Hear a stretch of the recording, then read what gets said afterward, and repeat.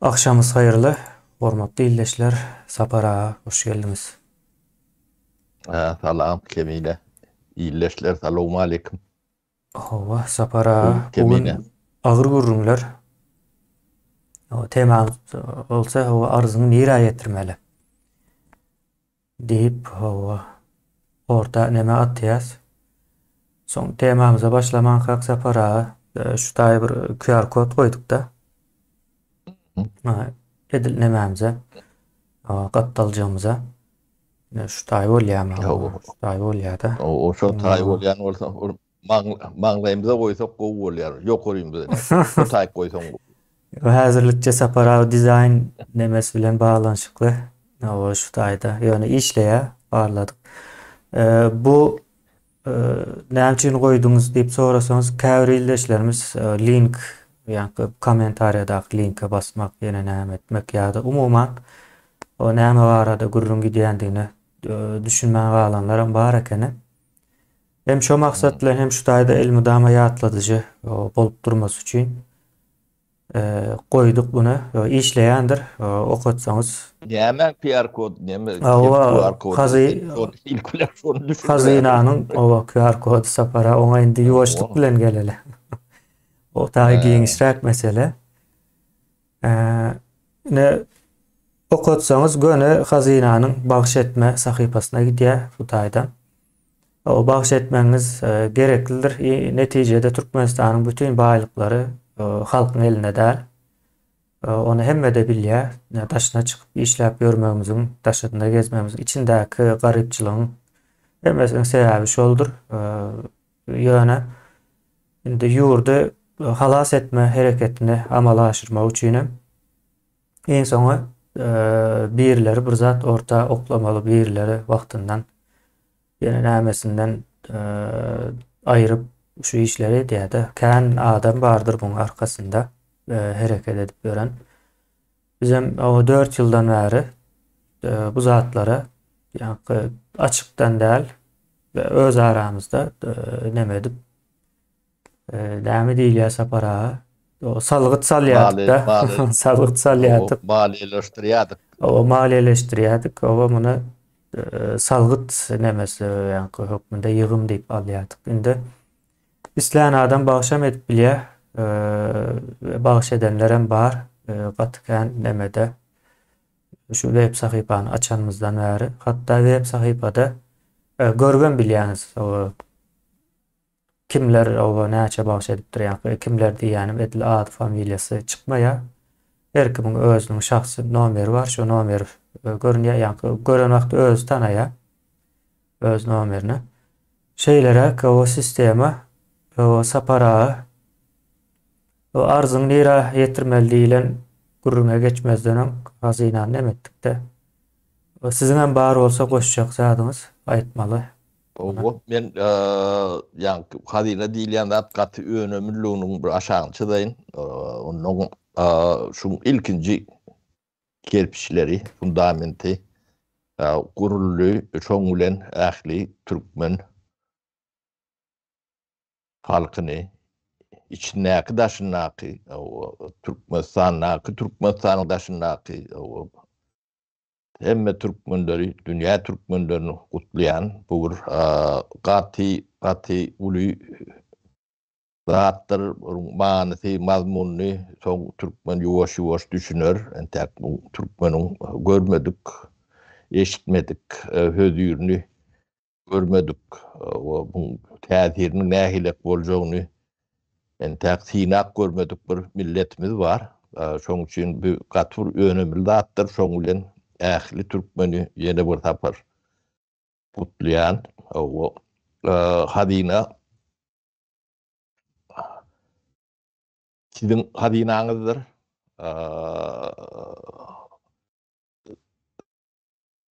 Sizem hadinaňkydyr.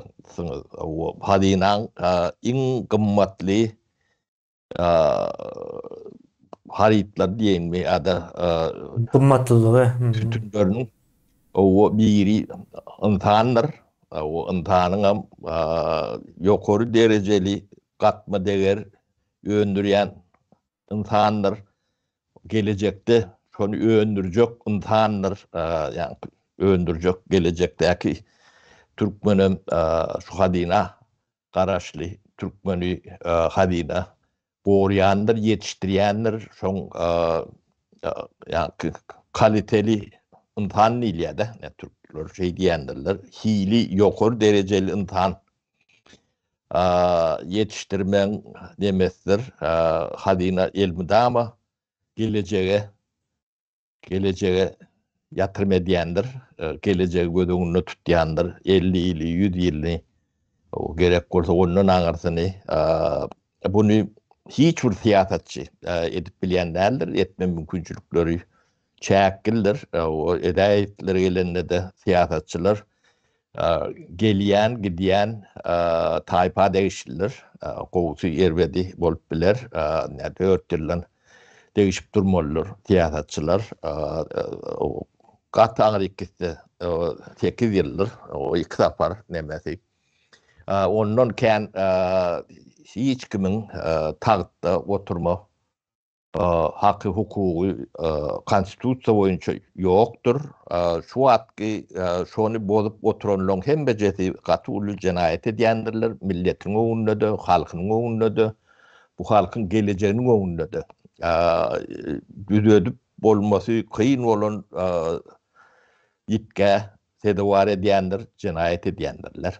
Onu son emelerde hükün sırtın demet koparıp bilmen tahttan horlanıp görünleri o mesaj hükümünde aydiyanna bu da atlan hem becetinin cevapgarçılığı vardır. O da atlar sizden sorulacaktır. Son belleyin yönü hadina sizin hem beğeniden kidin sizin hem beğeniden hadinan bir parçasınız. Hadina sizin yağıtı durmuştan şu o dünya gidiyen şeyiniz kepen pulunuzu çenli şon bir nimettir, garantiyordur. Ne köçöde balmayanız arkanız elmide ama ne arkada değil yanda şu hadinadır. Ne şu Türkmen o arkada ödleyen olsanız o böyle arka nemeseniz o daha hayatı karlı olup buğdlu olup bile de sırtını donar. Onun için yılacak yere dayanmalıdır. Ne hadinadır. Ne hadina bu yoktuğunun suutnaması biz onun bir sefer ağdak geçtik.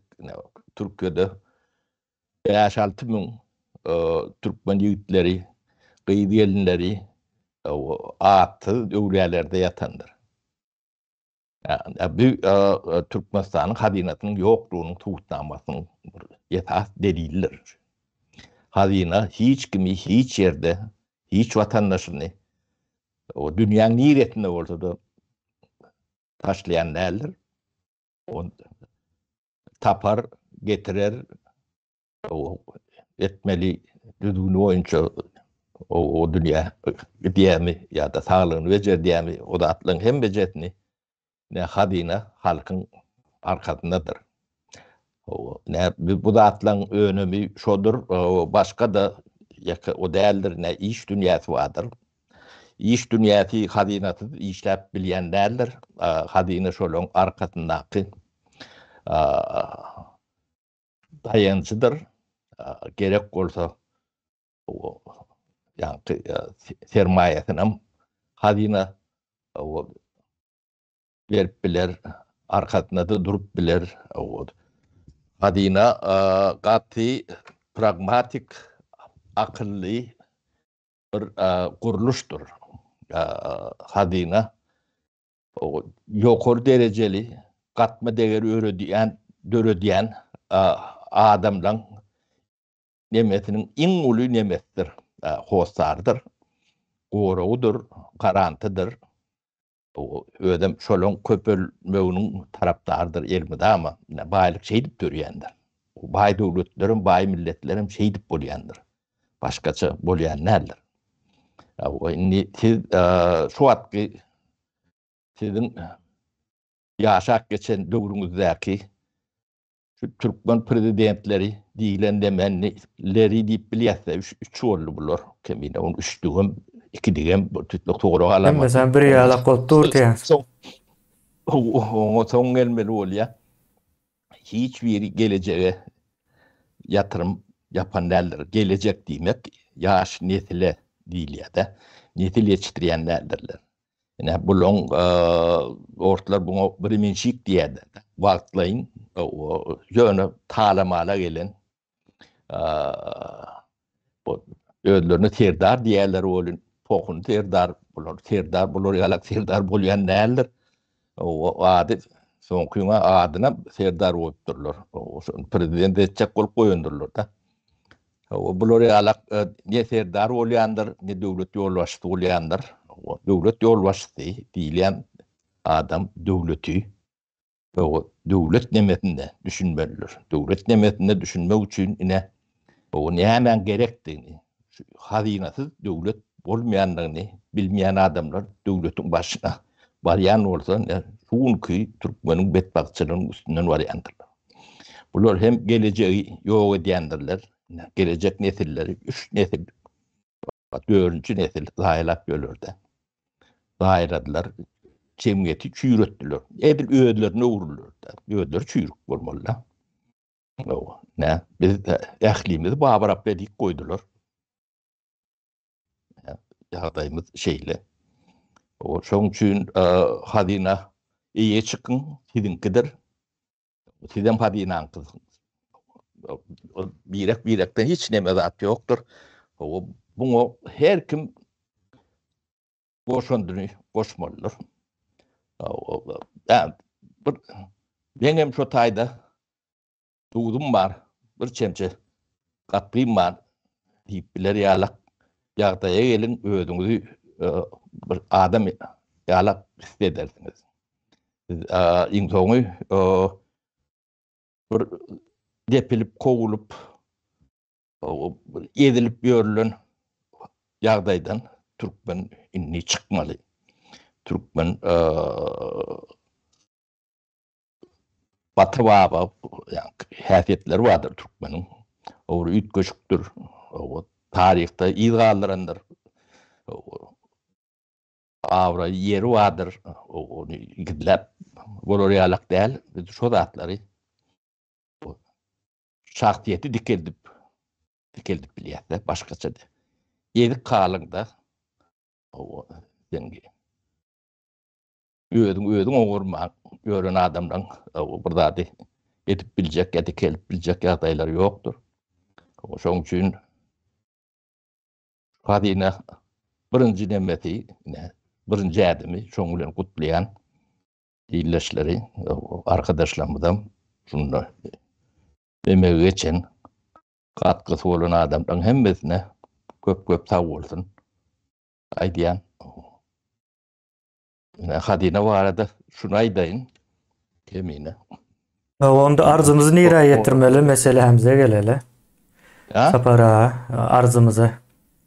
Indi şeýle bir neme edip bereýin, muňa kiçirek girişe edip bereýin. Ine geçenlerde bir baş prokuraturadan gelen hatda okap berdik de ýa-da görkezdik. Soň o wakanyň gürrüne etdik. Bir ýyllaşmyz öldürilýär. Özem gynap öldüripdirler. Şoňa da jogap ýazypdyrlar da baş prokuraturadan diýip. Olam prezidente ýüzlenip ýazypdyrlar. Ýa prezident ýerimde goşa durmak içinde diýip kabul etmeňizi isleýän. Soň ýene de şoňa meňzeş bir waka barda. Ona bilelikde göreli sapara ýyllaşlarymyz bilen soň şeýle bilen dowam edeli. Öyle.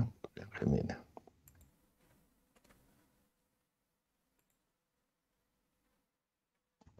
Qatal Türkmenistanyň prezidenti men seýene video arkaly ýüzlenýär.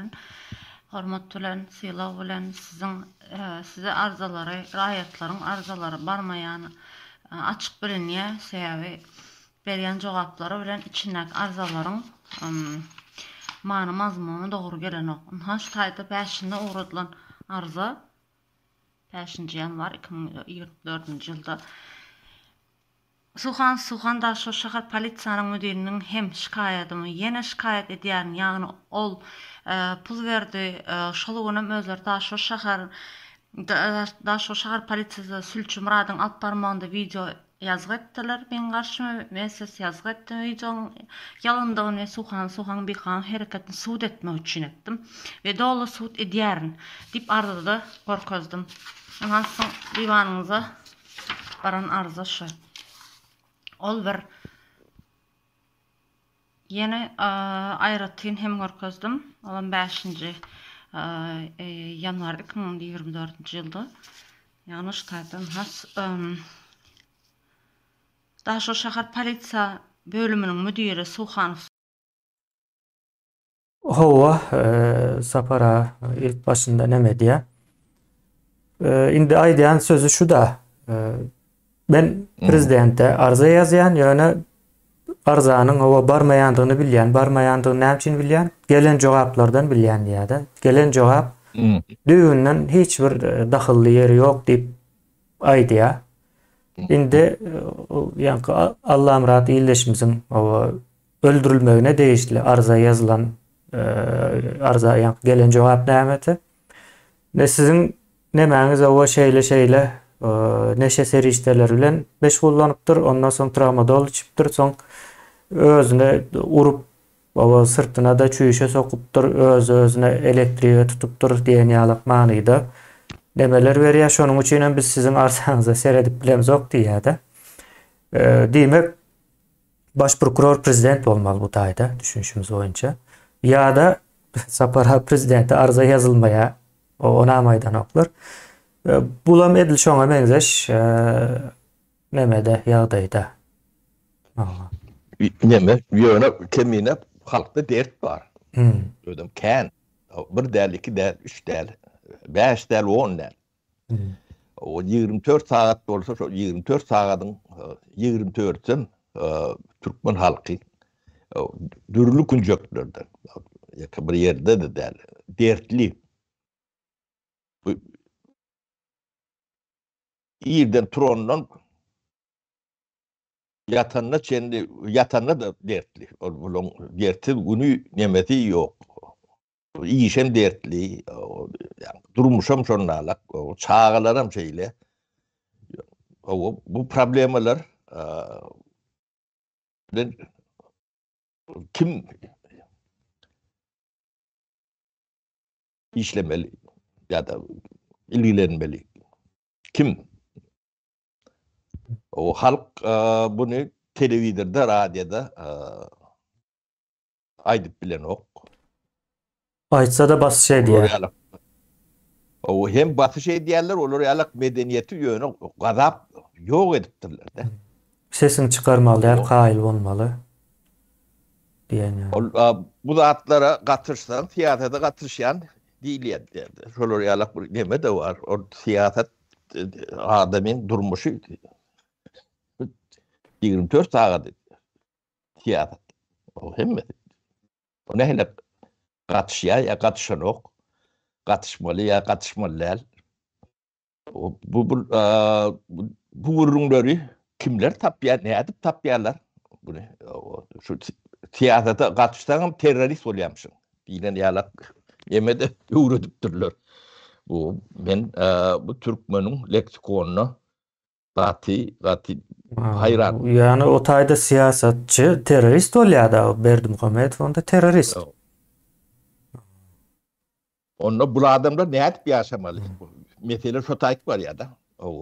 Nemänem goşuň Sapara gitmäkäňiz ine töhmet atylsa nädip arzyn dinletmeli. Hiç o nemesi ýok. O taýan. Ýeke töhmetden kemine sen duulundaky geliniňi, çağaňy, gyýdyňy gelip elinden tutup alyp gidip o taýda dogurlap taşlady da derdiň ýerek getirjek. Edemýörler. Onu edemýörler. O mektebe çağaňy berýän o taýda bir dogurlaýar. Mektebe de çağaňy mı berip bolany? O okuwy emeti uğruvini derecesi bir başka yönü on hopsuzluğu üstüne bu halk ardını yirek getirmeli kime getirmeli yan gelin prezidente ardı diye de prezidente ardı etmeli ardı prezident etmeli prezidentin başka işi yok mu? Bu ne hilek düzgün? O prokuror olaymasın o prezident elde onda. Yok, prezident hem zat bilen meşgul olayan olsa, hiç zat bilen meşgul olarak değil. Bu vazifesi ne mekan prezidentin vazifesini açık düşük bir adamlar düşünür yalak bir nemeti var mı kan bunun? Bunun yemediğine de düşünmeyen olmalı. Önkülüm şeyledi. Sonkularım şeyler. Sonkular diyen bunlar bir mi iki mi? O da düşüyor yalaklar. Bunun haydisi prezident. O da sonra alamatı. Bir ölü değil. Ölünüm yalan. Bu giyirliğim yalan. Prezident saylandı teyade diye oğlu. Saylandı mı? O da düşüp gölü. Yalan. Düşüp gölüm değil yalan. Bu yalanın içinde bu halk ne etip yaşamalı. Ardını, yerdini bir yerik getirmeli. Özüne ettiren oklar. Burada etten ben prokuror dikkeleyebilirim. Beylekti ben milise diye. Yine birim ben hakim deyip üstüne geliyor. Sen hakim olayan oradan hakim etmeli rahatlar var. Yankı rahatlar. Hem beceri hakim. Rotayda yerli kurumalar var. Solar çözmeli. Yemçin çöden o. Demek devlet yok. Altta da yok, üstte de yok, ortada da yok. Bu halk ne edip yaşamalı? Şuna cevap var mı? Cevap verip bilen var mı? Biz bu cevabını prezidentten mi araştırmalı? Başka da verecek adamlar vardır. Ona mı o yüzlenmeli olaymasın? Biz devlet, hükümet diye adamları karıncaran etip gördük. Cevap vermeli burada hiç işiniz yok. Burada katı gen. Yok olsanız ondan halk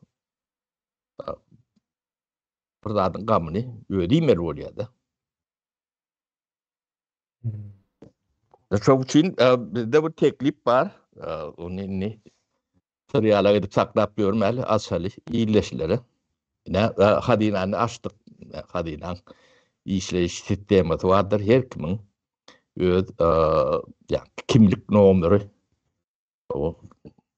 Yani Hadine bir zat nemedenin kimlik numara belirleyerek ne arda diyenler için çok kimlik numaralı. Her adamın bir kimlik numara oluyor da. ID numara diyen. Yani şu numara bilen yürüyte Hadine'nin kaptanına edil şu Hadine yalak bir yani arz şikayeti kabul ediyen hem registrate ediyen bir neme görülecek kolyat yakın kıyıtka vaxtı olur kanıyan lokan aylap neme türmet işi şu tayik adamlar ön başından geçenlerine sen 30 yıl bundan oldu halkın hakkına, hukukunu tecavüz eden ya da bodan yanlışlık eden neyem olsa ulusal olup bilir, kişiden olup bilir maddi, manevi delil getirilen nemet olsa şu arzaları yani yazgı hükmünü koyup bolur ýalak edýät. O sizin ýazygyňyzy hiç kim o bizden başga hiç kim okap bilmez. Kimin ýazandan hiç kim bilmez. Sizin ýönüdüňe ID nomeruňyz bardyr. Onu biz bary danlyda haklar. Onu içerik açıp demedip demedel ýöne şu ýalak ýagdaýlaryň badygyny adam ady nemeti yetmedi ýalak salgylar demedip biler. Bolun ýöne sizin adyňyz, ýeriňiz başga nämeňiz bolsa anonim şekilde saklanır. O ýalak bir şol ýalak bir neme etjek bolýar. Gollasaňyz onu hem şun gerek, onu maýdaýyn. Ine biz bunu hukuk döwletine birinji ädim hukukyň üstünlüğini diketmek üçin ädim etmeli.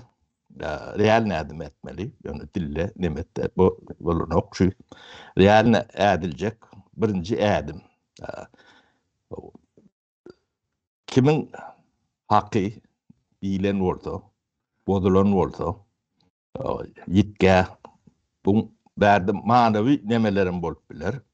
O hökümet käde Türkmenistan bu hem bejetine teretmelidir, terederim ve maddi, manavi yetkilerini üstünde olurmalıdır. Devletin devamlılığı üçün bu katı önemli dattır. Devlet hem bir daha da cevap veriyendir. Devletin şolur ýalak häsiýeti bolýandyr. Ona hukuk devlet diýilýändir. Sizin şu atky ýaşap ýören devletimiz ne hukuk ne kanun hiç da değişli nemesi yok. O çadır devlet diýerler de Arap devletlerinin nemelerini onça da yok. Bu devlet ömdel. Bu topar galtamanyň yani ýurt soymak üçin o formulasynyň aşağına sokulan adamçyklar. Bu adam ömdel adamçyk diýerler. Adam bolup bulur. O edýän tüjaretlere o ahlaksız, pataklaksız, yönü ahlaksız derler. Bular ýalak yani tüjaret edip pul kazananyň wyjdanyny tüýküretim gelýär gelmine. Onun nuskolaryny aýdyp berseň ýüregiň uranýar. Mysal üçin ýurdun taşyna bu üçin para berip çykmanmyşyn. Bu näýlek tüjaret bolýar? Bu näme? Şu ýalak tüjareti şu eşdeňde göreňde käbir adamdan oburdy gödöňe gelýär da. Olar barada da soň gurrun eder. Daşary ýurtda gelip gören biçkerler nemämiz bardyr halkymyz.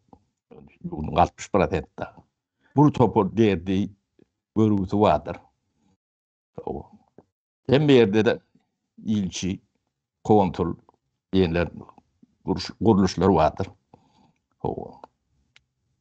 Olaram yüzüne seyretsen kendin burada tanıtamadır. Yoğun yandırlar. Pul vermelidir. İşin onunla da düzü diyenlerdirler. O da tücaret. Su da atlar görüyordur. Yani hiç saat öndürmeyecek bir katlak vardı Türkmenistan'da. Şunlarla katlak vardı. O öğrenimçilikten katı uzakta. Dine käbirinin dili işler, käbirinin başka bir nemeti o şeydi nemetip gören adamdan eline hükümet düştü de. Yani şolun tücareti. Yani kâlak tücaretten ahlaklı tücaret diýilen zatları şunu meňzeş nemeler ya da milisiýa, KGB, prokuratura, nalogovcy, gümrük nämetine näme diýilýär, tamojnysy. Onun yani taşary ýurtlar bilen işleşýände näme diýilýär? Tamojnalar, migrasiýa. Ne Bular şu zatlar ticareti vurupdur. Hemme zady sapara. Misal üçin ýa-ni pul berip çykmaly diýdiňiz de. Pul berip çykmaly. Ahlaksız ticaret adi üstünne zatlar. O Şu zatdan pul kazanıp siz sağlaňyzy ekleýän bolsaňyz siziň wujdanňyza tüýkürmeli. Bular bir zat öndürüp kazanandy o. Adamlara problemi döredip emediýäňizde. emeli problemalaryň hasabyna Zatlar gazanjak. görýän Raşid Meredip gözlemge elýär-de. Şol adamyň bir obrazy bilen şu tijaretler, onuň beýleki o Hoca Muradov bar. Ýene şoňa megdeşler, targaçlar. Bular ýalak tijaret edip siz o halkyň ýüzünde näde teredip bilýän. O çağlaňyň ýüzünde näde teredip bilýän. Bu hem utanç, hem bir binamuslyk bir tüdlük mene gözüme getirip bilen ok şey gadan çöreğim bolsa az ölönüň mum kandy. O halkam getir. O başında da içinde de görürler sıfıp bilseler bolýar Türkmenistan'dan gaçşak her kim gaçşak pul berip gaçmaly. O ticaretler şu. O elinde gowurdyň uğurlayanlar, talyalar şu. Yüzünde pulun, yani bir yola var ya, şöyle alıp kalyalar. Neyle ticaret.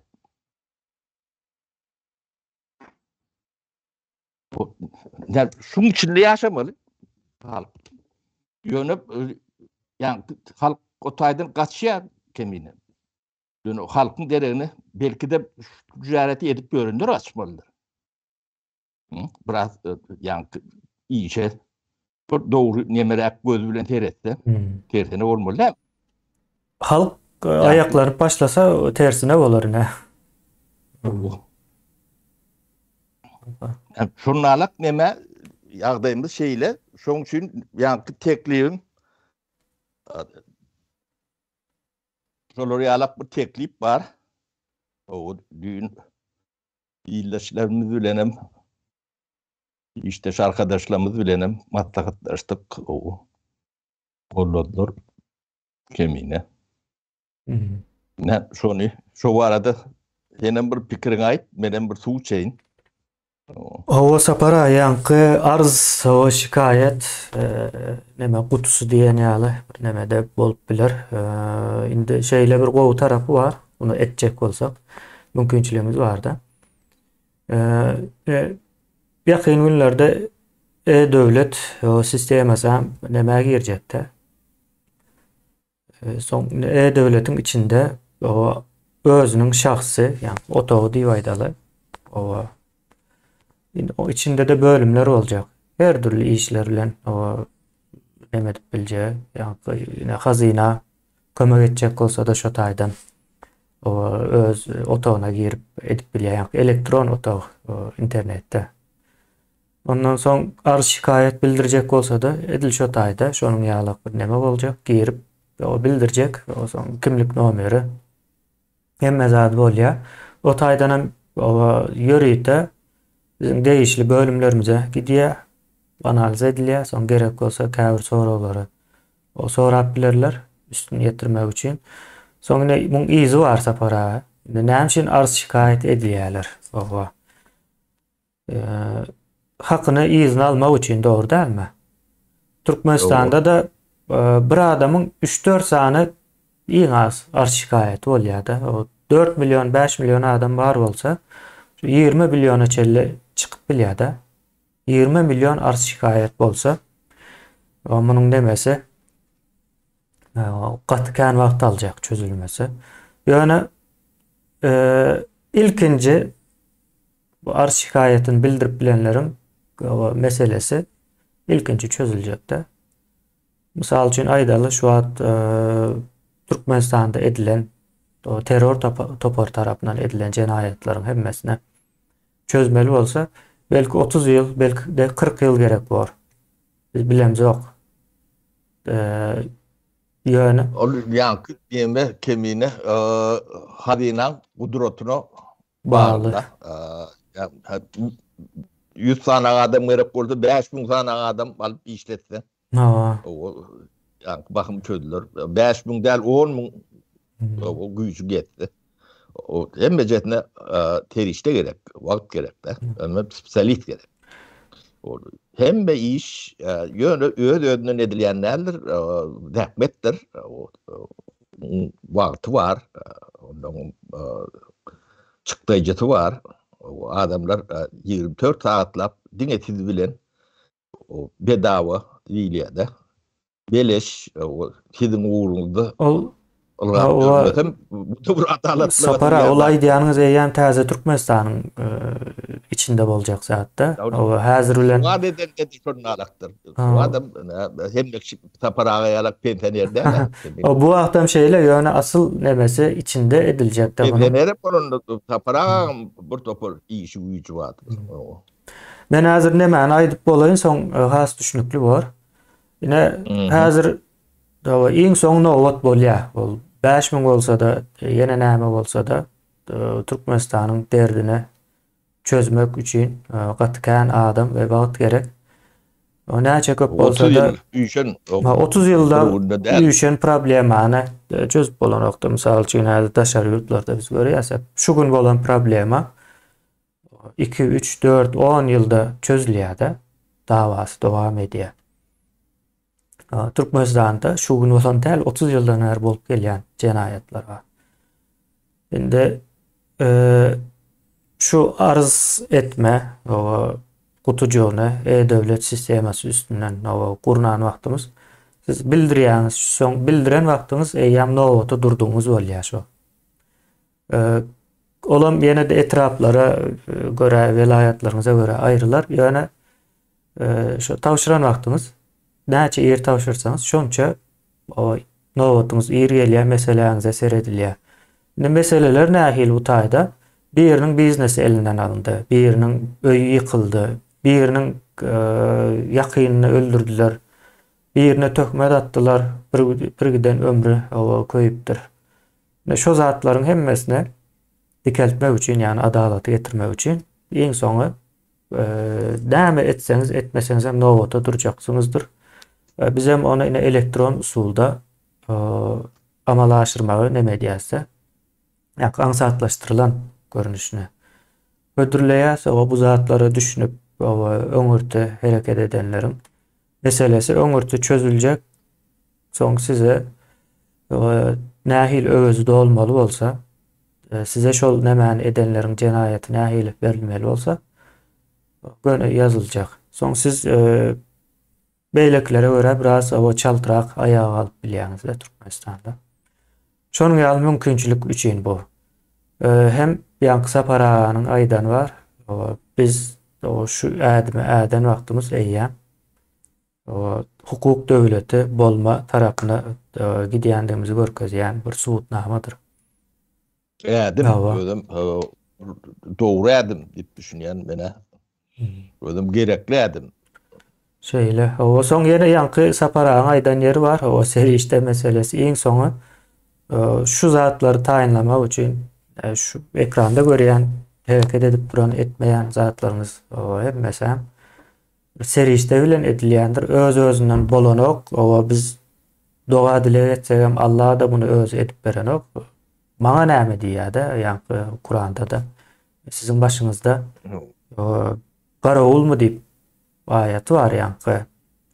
En'am 104-nji ayet bolmaly, 104-nji ayetin soňky sözlemi. Demek bunu biz özümüz, öz başımıza, öz seriştelerimize etmeli.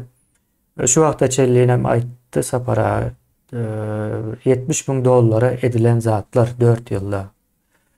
Gaty edilen iş uly ýöne o çıkarılan pul az. Demek köp adam bu taýda meýletin elinden gelen her türlü kömegi etdiği bolýar. Bir giden adam bu taýa goşandyny goşup gelýär 4 ýyldan bäri. Ýagda şeýlerek saparanyň aýdan nemesine goşmaça. O ýeme biz hukukun üstünlüğünü ya eyle ya beyle yok ben dikeltmeli. Hukuksuz devlet yaylak yaşayanlı siz tecrübenizde görüyorsunuz. Hödürünü görüyenem bağ olmağı mümkün. Yani şu nemeden peydalan hödürünü görüyen nemelerim vardı. Yani ahlaklı ticaret diyen nemem. Hukuksuz nemede atmosferede ticaret etmenin ödüm bir ahlaksızdır. Ne iki adam, den adam da birine şu ticaret bolya beyleksini bolunu okuduk kadar. Benim etecek değilse onu alıp türmeye salıp koyuyorlar. O taydanım, o fiyatı matlığı çıkıyor. İň soňa gözökçülüksiz ettirilen okuyuşlar. Sapara geçen gurrunletdik de mollasy, işanı, yeni nämesi, palçısı hatta hemmesen şolaryň gözökçülük aslında da şolar şo gözökçülük aslında ticaret edýär ene sizin nämäňiz bilen pul gazanýarlar. Hem şol wagtyň özünde halkdan maglumat alıp olara berýär. Halkyň ýagdaýyna soň mışmışlary ýaýradyp berýärler. Yani o tarapdan gelýän mışmışlary halka ýaýradyp berýär, gorkuzyp berýär. Onu etmäň, bunu etmäň diýip. O tökmedi ýaýradýarlar, näme diýärler. Şonuň üçin hiç Çuwa Türkmenistanda bolýan zat öz özünden bolanok hemmesen gözökçülük aslında ýöreýte ettirilýär. Edilýär. Onun subutdan batı vardır. Gatı yani yüzle görünüp duranda attır. Ne Türkmenistan'da. Biriyle gürleştim. O siyaset barada deyip demedeli. Şu at sen tapyalara. Demek ki Meksik kontrollü. Elmeden mi kontrollü? Telefonla senin kontrollü olmalı. Yani o gowurda alýany bilen oklar. Näçe ýyldan bäri. Yani gowurda alýany bilen oklar. O gyzy orlýany bilen oklar. Allah murad öldüreni bilen oklar. Onu prokurorunu işten ayırtırlar diýem. Şey diýär, habar gelýär. Şunu yalanı neme o kemine bilemok ol yankı işten ayrılan bilen neme o bundan näde tutacakkan ol yankı halyk yankı çüýşäň yankı Şampanskin o bir yerlerine girmese halyk bu işten ayrılmanı kabul edesi yok. Halk siz halkı gaty hor gördüňiz, har gördüňiz. Tamsyk görýäňiz halky. Bu halk size o Şampanskini ýirdiçilýär. Onun çüýşesi bilen näme edilýän indi size görkezip başlamady. Wa şoňa geldi. Türkmenistandan halk gaçmaly, siz gaçmaly bolýar. Gaçyp bilseňiz, gaçyrmaýar. Ýagdaý näme? Bular gaty bu adana moýup bilemok kemine bular gaty näme edipdirler ýöne görüli halky gaty çüýredipdirler de. Nirde öýlerine öwrü etdirler. Awarat bilen dänewi öwrülipdir bu näme. Yani Türkmen bulun diyen Türkmen değerler. Bulara boyun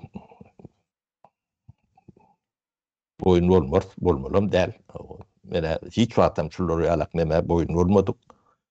O görgüsüne buriyat olun yöne. Inni buları görmeli. Herkim yeden çekmeli. Yani cesetlerin üstüne ticaret neden adamlar var da olan hem cesetin atlarını çen bilýär. Şulon o bähile gykgaly garaşýandy men gözüme getirmem bilemok. O bilinmeyen kıra tüýşörün bu kulların yani yoruğunun aşağında geçer üstümden diyenler vardır o öyle olmadı yiğitler.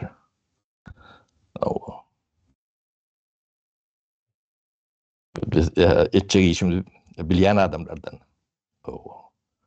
Olarga edip göreni için bilen adamlardan olur. Gizli mi kendi ya da? Indi şeyle bir zat var eken sapara şu qavat gelimde.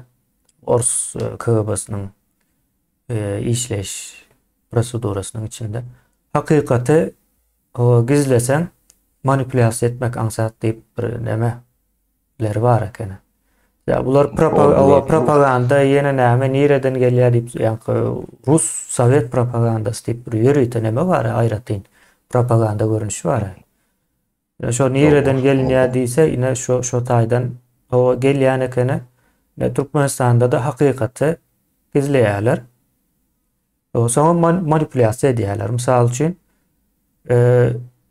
şu ogru diýär. Baba, ýöne ýalan bu. Hakikat başka hakikati gıra koyuyorlar. Ya da şu kız o bilet satıptır diye şunun için samolyotlar uçmandır ya da bilet satmandır az satıptır deyip bir kız çıkar ya da orada. Bu yalan.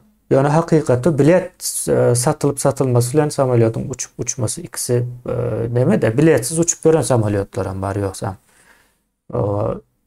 Şimdi bunu o yalanı çıkarıyorlar, hakikati gizleýärler, manipülasyon edýär. Dip gelýärdi, samsyk görýärdi aýtsyňyz ýaly halka. Ýödüm aňyrdyna gaty aýlyga saatlar ýatýar. Aeroport, Türkmenistanyň aeroportu var. 1990-njy ýyllaky Türkmenistanyň aeroportu bardyr. Şonu uçýan, ýani pasajer abarot diýilýär. Uçan kapasite diýeli o. Klientlerinin kapasitesi muktary sany şu wagtdan 50 ekenek. Çünki Türkmenistanyň ondan soň iki aeroport kurdular da. O ikinciden yeterlikdi. O ne ýanky bilet satmady diýýän kızjagaz var. Ne bu ne? Şoň üstünde buň arkasynda da şu zat bar. Ýoksa bu şýalak ullakan aeroportda bir kız bilet satman durup bilýär. Ähli demesem şol, ben bir wagtlar Türkmenistanyna ýa-da Sovet demesinde jurnalist ýokdur, bolmasy mümkünem däldir diýip aýdamda gatyrganan ýigitler nemeler boldy da. Bu şeyledir, jurnalist nemedilenlerdir, agitator, propagandist yetiştirilendir. Bulun hem şodur, suutnamasy, orada aydamızda biz suutnamasy bilen aýdaly kemine. Biz 4 ýyllap Türkmenistanyň büyük problemlerini gurruna dikkelýär. Şu problemler 30 yıl bundan öňe şu adam var. Bunu sapar agan bu problemler sapar agan iş bolmaly. Şu men jurnalist, men plani, ekolog, men redaktör, men plan diýen adamlar demeti. Hem işi hem awrayı hem de şol. Sen şonu etmeyen bolsaň, şunu bilen aýry alyp böler öldür.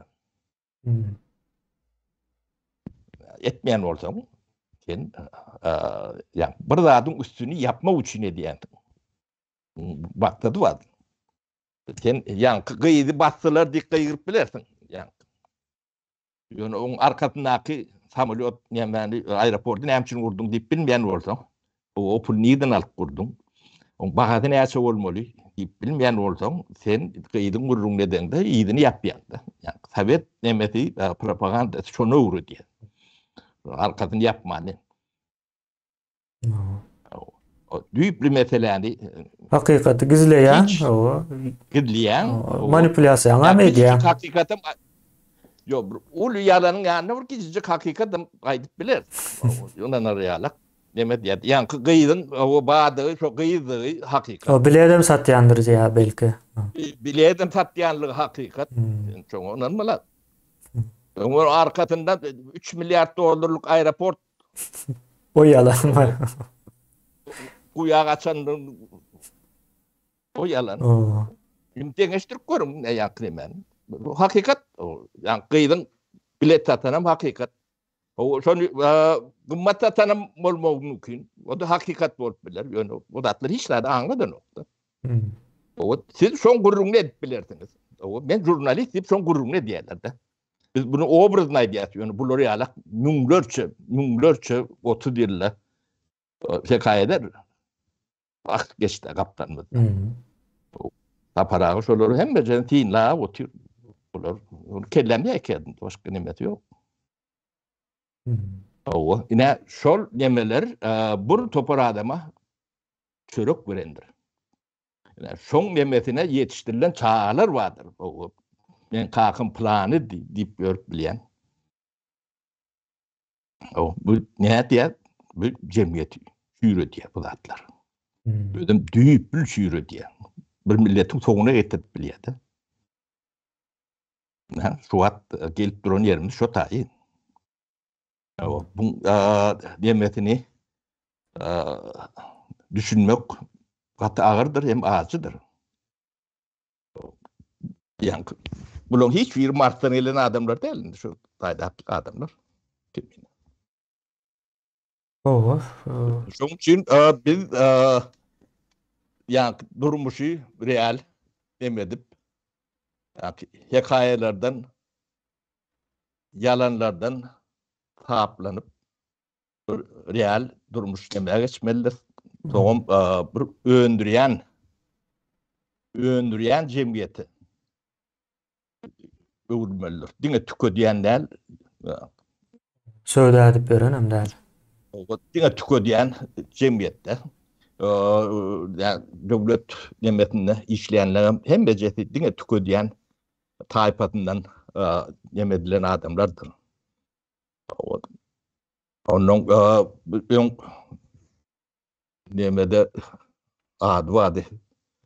Sayuz jurnalistov diye, Sayuz pisatelov diye o şol yemeler vardı. Türkmen'de de vardır. Şolun bir yörüte bir hem beceriler içinde adam yalağı adamlarım ken. O dünyanın 70-80% yani şu propaganda için, ne için ullanılan kategoriyada yani öndüren hiç tatları yok. Bulması mümkün hem değil. Öndürüp, yazıp kodup halkın nimetine nemedilen demeler yek tük olayandır, talantlı adamlar. Bahadır onların yok değildir. Olun yönü. Şolar beyleki hiç tadı öndürmeyen katlak bilen ikisi pahtılaşıp bu. Yani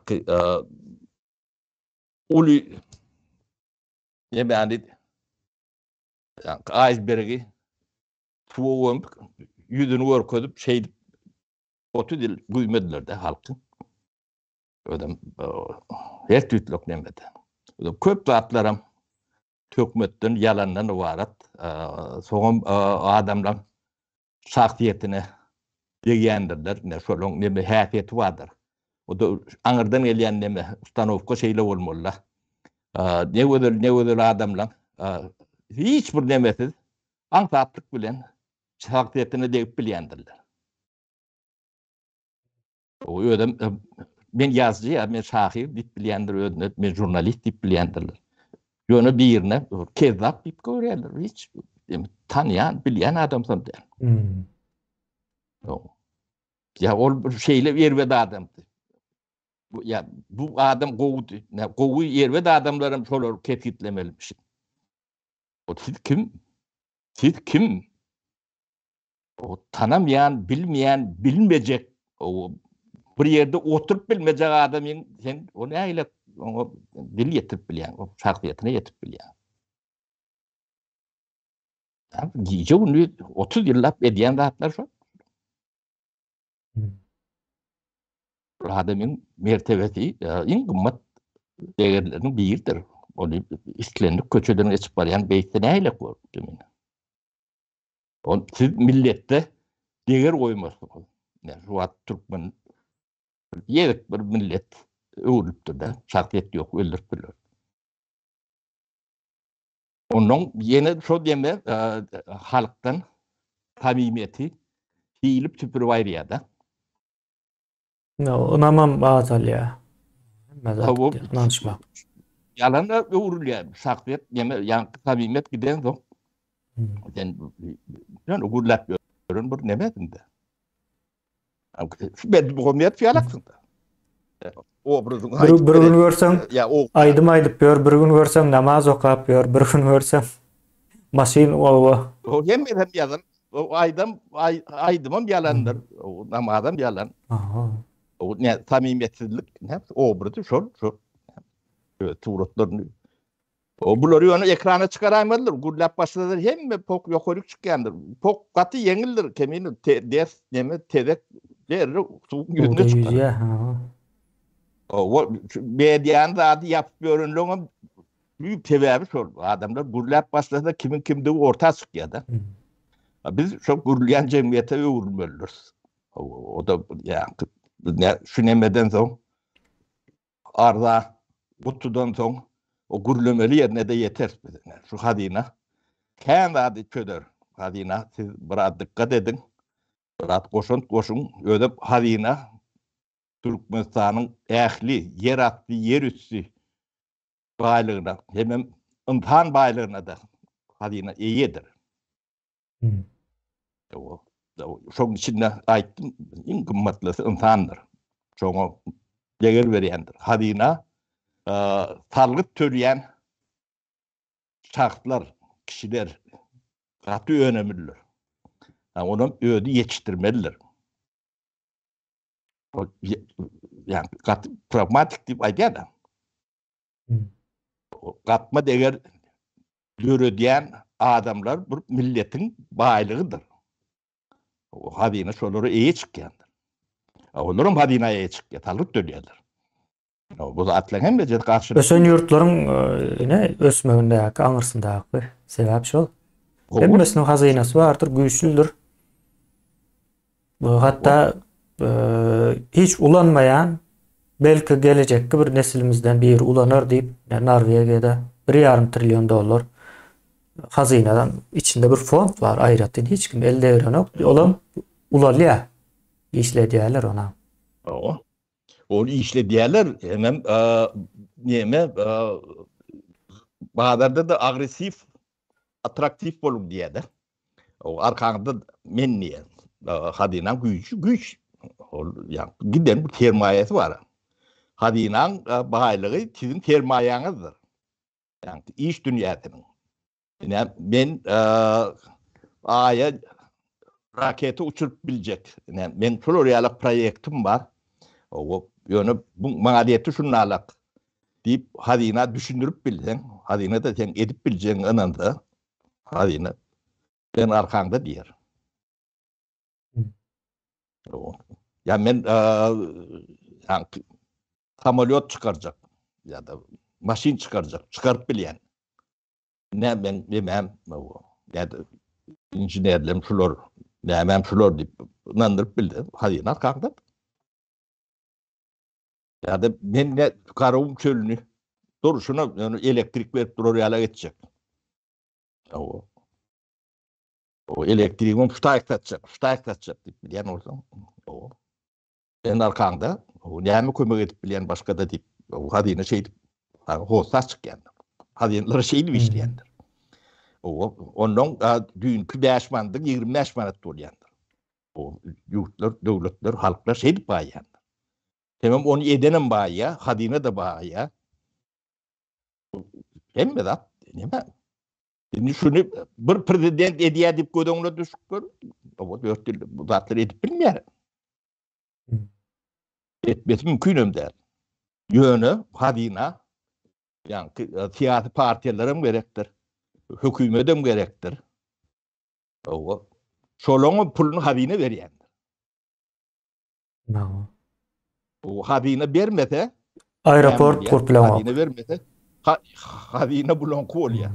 O bir aeroport kurur, bir köşk kurur. bir yani yok koş köyüne men täzeräni uğrayın prezidenti vurur. Yine burada vurur. O çölün içinde neme yatırar. Köyle o yere ömer pulu. Ana şeyle oluyor. Onun için hadina atı önemlidir. Hadina yani siyasi nemetindeki oyuncak değerlidir, bolmalım değerlidir. O yani siyasetçilerim hadina finansif de diyendir. Yani prezidentler aile nereden diyendir diye. Hadina'dan diye. Yani Amerika'da seyredip görün. Kim Clinton başkanası mı? O oyda yemedenden Ferraso dediklerle da mihbar kabul ediyemsin. Şahsı o. O eti verdi ya. O yeme diyorlar. Onu hatavını fakturasını buluyor. Gel diyorlar. O cüyümde töle diyorlar. O. Neçe milyonu neçe tölediler. Töle diyorlar. Ne hadine işlerinde şeyle oluyor. Değil mi? Zaten hatavı vardır. Onu kalkan maliyala getip görsem olmaz. O Bavarap'ta bu dediğin yok. Gördük bunları.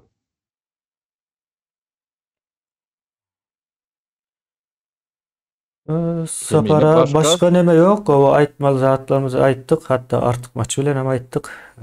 Kalan naminde illeşlerimizin sorularından, komentaryaları, yüzlenmelerinden neme ders.